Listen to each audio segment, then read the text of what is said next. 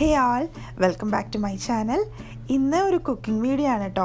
ഇന്ന് ഞാൻ ഉണ്ടാക്കുന്നത് കോവയ്ക്ക കൊണ്ട് ഒരു അടിപൊളി ഫ്രൈ ആണ്. ഈ കോവയ്ക്ക ഫ്രൈ ചോറിൻ്റെ കൂടെയൊക്കെ ബെസ്റ്റ് സൈഡ് ഡിഷാണ്. അപ്പോൾ ഇതെങ്ങനെ ഉണ്ടാക്കിയെടുക്കുന്നതെന്ന് നോക്കാം. അതിന് വേണ്ടിയിട്ട് ഞാനിവിടെ കുറച്ച് കോവയ്ക്ക എടുത്തിട്ടുണ്ട്. നന്നായി കഴുകിയെടുത്ത കോവയ്ക്ക ഇതുപോലെ തിൻ സ്ലൈസസ് ആയിട്ട് കട്ട് ചെയ്തെടുക്കണം. പഴുത്ത കോവയ്ക്ക അവോയ്ഡ് ചെയ്യുക, പച്ച കോവയ്ക്ക തന്നെ യൂസ് ചെയ്യണം. ഇനി ഈ കോവയ്ക്കയിലേക്ക് നമുക്ക് 1 table spoon ginger garlic paste add ചെയ്യാം.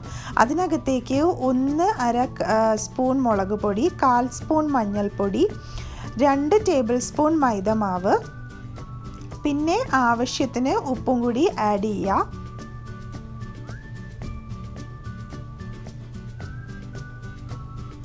ഇനി ഇതിനകത്തേക്ക് 1 ടേബിൾ സ്പൂൺ അരിമാവും കൂടി ആഡ് ചെയ്ത് നന്നായി കൈ കൊണ്ട് മിക്സ് ചെയ്തെടുക്കുക.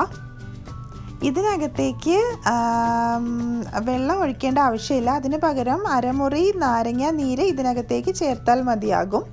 എന്നിട്ട് ഇതൊന്നും കൂടി മിക്സ് ചെയ്തെടുക്കുക.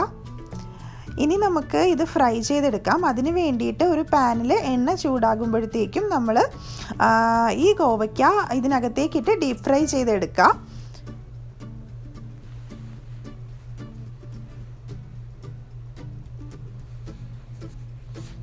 ഈ കോവയ്ക്ക ഇതിനകത്തേക്ക് ഇട്ടതിന് ശേഷം ഒരു സ്പൂൺ യൂസ് ചെയ്ത് ഇതുപോലെ മിക്സ് ചെയ്ത് കൊടുക്കുക. അല്ലെങ്കിൽ അത് തമ്മിൽ ഒട്ടിപ്പിടിക്കാൻ ചാൻസ് ഉണ്ട്, കട്ടയാകാൻ ചാൻസ് ഉണ്ട്.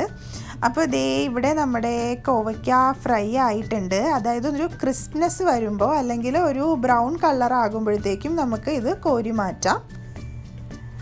അപ്പോൾ ഇതേ നമ്മുടെ കോവയ്ക്ക ഫ്രൈ റെഡി ആയിട്ടുണ്ട്. വളരെ ടേസ്റ്റി ആയിട്ടുള്ള എന്നാൽ വളരെ ഈസിലി നമുക്ക് വീട്ടിലുണ്ടാക്കി എടുക്കാൻ പറ്റുന്ന ഒരു അടിപൊളി സൈഡ് ഡിഷാണ്. ഇത് നിങ്ങൾക്ക് വേണമെങ്കിൽ സ്നാക്കായിട്ടും യൂസ് ചെയ്യാം. അപ്പോൾ നിങ്ങളിത് എന്തായാലും ട്രൈ ചെയ്യണം.